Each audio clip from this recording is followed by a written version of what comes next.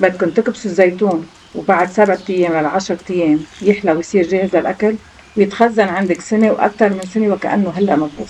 الطريقة يلي حتشوفوها خلال هيدا الفيديو هي خبرتي من 20 سنة بتخليل أو كبسة زيتون، مجربة ومضمونة. من عكار شمال لبنان عم حضر لكم اليوم أطيب وأضمن مرطبين زيتون مكبوس بالبيت. وأنتو من أي بلد عم تتابعوني؟ بسم الله الرحمن الرحيم وخلونا نبلش. بعد ما قطفنا الزيتون الأخضر بلشنا ننقي الحبات المنيحة ونضيفها. شوفوا هالحبات ما أحلاهم ما شاء الله، اللون بجنن وريحة الزيتون بتفتح النفس. نحنا مثل العادة منستنى الشتوة الأولى وبعد أسبوع منبلش بالقطف.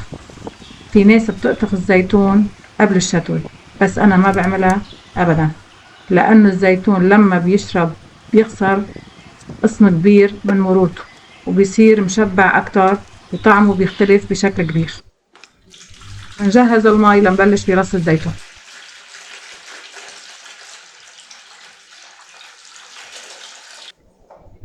في أكتر من طريقة لرص الزيتون، أنا برصه بالحجر.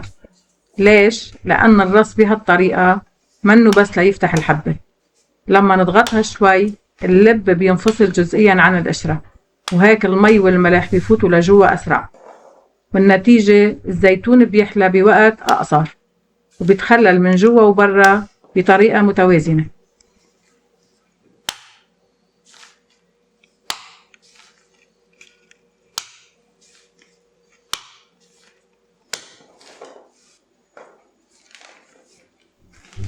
مباشرة بعد الرص نحط الزيتون بالمي حتى ما يسود ويحافظ على لونه الأخضر.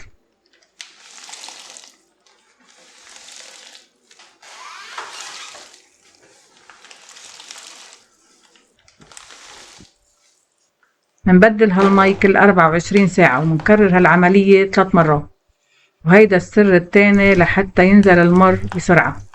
وبدل ما ننطر شهر يصير الزيتون جاهز للأكل بأقل من 10 أيام.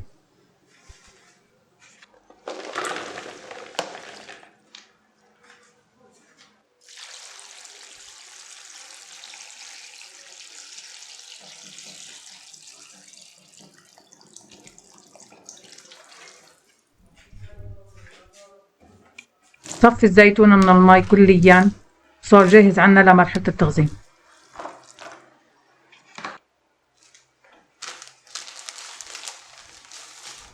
منضيف ملح خشن بالكمية اللي بتناسبنا.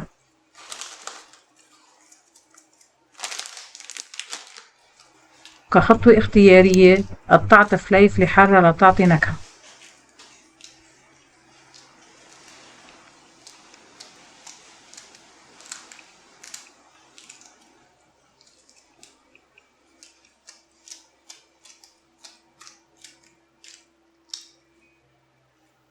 وأكيد منضيف شوية زيت زيتون ونخلطهم كتير منيح.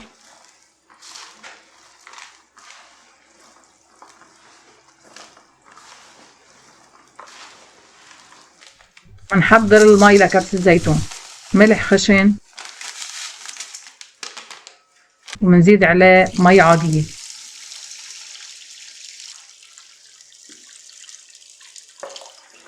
منختبر قوة الملح بفوشة البيضة.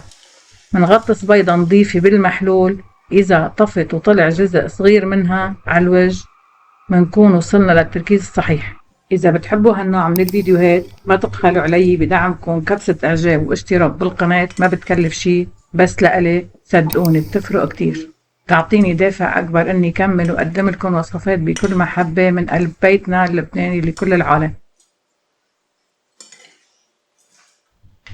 وهلأ منعبي الزيتون بالمرطبين، وإذا بتحبوا ضيفوا معه قرون الفليفلة.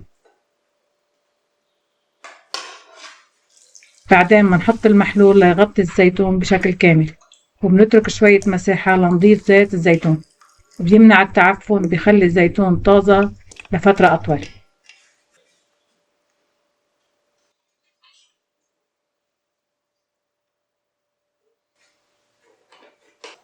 شكرا لكم للمتابعة.